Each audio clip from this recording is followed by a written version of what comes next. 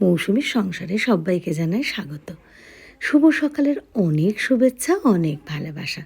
আশা করি আপনারা সবাই ভালো আছেন। পুরো ভিডিও দেখার অনুরোধ রইল সবার কাছেই। ভালো লাগলে একটা লাইক, একটা কমেন্ট আর একটা শেয়ার করে দেবেন। আজকে আমার ইউটিউব চ্যানেল মৌসুমীর সংসার যেটুকু নিয়ে এসেছি আপনাদের জন্য। অনেকটা পথ যেতে চাই আপনাদের সাথে। বড়দের জন্য রইল প্রণাম, ছোটদের জন্য রইল অনেক অনেক ভালোবাসা। এটা দেখছেন আপনারা সোমবারের ভিডিও। তো এখন আমি প্রায় দিনই বলি যে সকালবেলা হলে একটু ছাদে আসি, যদিও হ্যাঁ কোনো দিন রৌদ্র ওঠার আগে এসেও দেখে যাই, আর যেদিনকে তাড়া না থাকে সেদিন একটু রৌদ্র ওঠে তারপরে আসি। ভালোই লাগে, একটু গায়ে রোদটা লাগে আর আমি একটু গাছগুলোর পরিচর্যা করে নিই। সকালবেলা করে জল খুব কম দিনই দিই, চেষ্টা করি বিকেলে দেওয়ার। এবার যদি কোনো দিনও বিকেলে না পারি তাহলে হয়তো সকালবেলাই দিই। সূর্যের আলো ফুটে যাওয়ার পরে গাছে জল দেওয়া যায় না, বা সেটা ঠিক না, ওই জন্য চেষ্টা করি যে সূর্য ওঠার আগে যেদিন জল দেবো দিয়ে দিই, আর না হলে সন্ধ্যাবেলা দিই। এই গাছটা দেখুন, আর আজকে আপনাদের ঋষি কিন্তু একটু ক্যামেরা করে দিচ্ছে, না হলে আমি একা একাই নিই।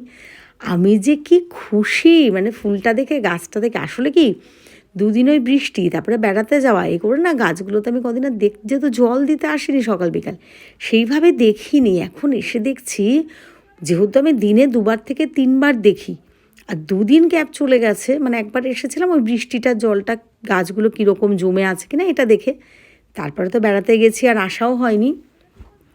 মানে আমি দেখে অবাক হয়ে গেছি।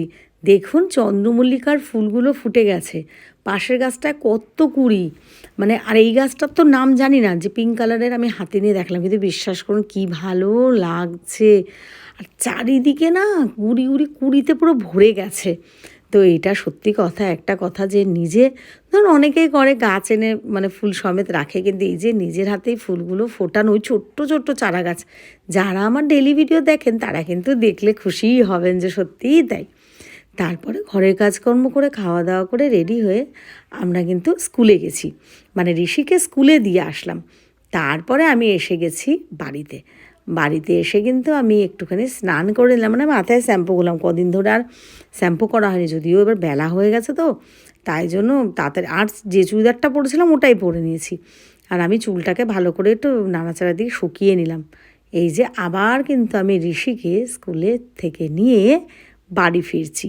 চুলটা কিন্তু পুরো শোকায়নি, তো যাই হোক ওইভাবে ক্লিপ দিয়ে নিয়েছি। ঋষি আর আমি হাঁটছি, আর ঋষি হাজারো বকবক করছে। হ্যাঁ, আমি না ছাদে গেছিলাম, বললাম না চুলটা তো শোকায়নি, কোনো রকম আনতে গেছি, তো ছাদে চুলটা শোকাচ্ছিলাম। আর ফুল দেখতে দেখতে আর যদি ফটো তুলি এরকম, ওই জন্য ফোনটা নিয়ে গেছিলাম। তো আমার এক পরিচিত দিদি, তাদের বাড়িতে পুজো, তো সেই জন্য ওনারা এখানে এসেছেন এই বাড়িতে আমাদের অপোজিটেতে। ভাবলাম চলো ঠাকুর দর্শন করিয়ে নিই, সবাইকে একটু ভালো লাগবে। কি সুন্দর সাজানো গোজানো। আসলে আমি ছাদ থেকে তো বেশি ধারেও যেতে পারছি না, আবার মানে বড় করেছি কিন্তু এতটা আসছে না, তো ভাবলাম ঠিক আছে একটু কিছু দেখায়, ঠাকুর দর্শন করায়, আপনাদেরও ভালো লাগবে।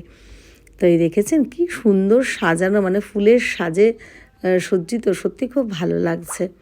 তো আবার আমাকে দিদি ওপর থেকে হাত দেখিয়ে বলল আমাদের বাড়ি যেও, প্রসাদ খেয়েও। আমি বললাম আচ্ছা দিদি যাব। তো এখানটা আমি ঠিক দিদিকে আলাদা করে আমার দেখাতে পারছি না। এই যে দাদারা বাজনা বাজাচ্ছেন, এই যে দিদি এসেছে, এই যে উনি আবার চলে গেলে ভেতরে। সবাই কি সুন্দর শাড়ি পরেছে, সাজুগুজু করেছে, সবাই বাড়িরই হবে হয়তো। ওই তুতে কালারের বোনটাকে ওকে চিনি, আমাদের পাড়ার এখানে মেয়ে, বিয়ে হয়েছে ওই যে দিদির কথা বলছি তার ছেলের বউ হিসাব মতন। তো যাই হোক, তারপরে চুল শুকিয়ে গাছ ফাছ দেখে গাছের কাজ করে একেবারে জলের, যেহেতু 4টের সময় জল আসে, আমাদের টুকটাক কাজ থাকে, সব কাজ সেরে ঋষিকে নিয়ে ঘরে এসেছি। আর সবাইকে একটা ভালো খবর দিই, ঋষি গানে 3য়, আবৃত্তিতে 1ম, তাৎক্ষণিক বক্তৃতায় 1ম হয়েছে।